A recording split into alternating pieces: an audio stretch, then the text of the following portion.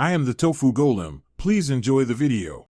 In this video, I will explain how to change your Kia Telluride cabin air filter. This simple maintenance task can significantly improve the air quality inside your vehicle and ensure your heating and air conditioning system operates efficiently. First, locate the glove box on the passenger side. You will need a new cabin air filter and possibly a small flathead screwdriver.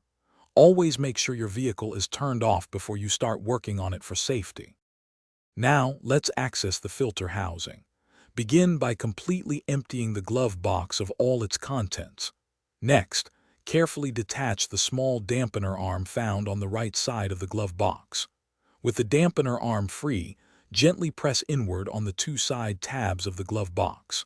This action will allow the glove box to swing down fully, revealing the rectangular cabin air filter housing cover behind it.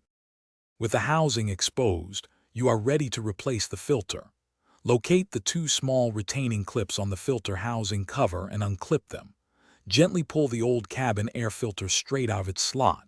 Before installing the new filter, pay close attention to the airflow direction arrow printed on its side. This arrow must point in the correct direction, typically downwards. Now, carefully slide the new filter into the housing, ensuring the airflow arrow is oriented correctly.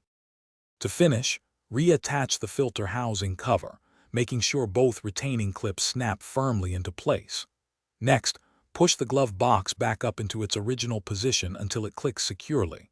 Don't forget to reattach the dampener arm on the right side of the glove box. With your new cabin air filter installed, you will immediately notice cleaner air inside your vehicle and improved performance from your heating and air conditioning system. Great job! Thanks for watching. Consider subscribing if we helped you today.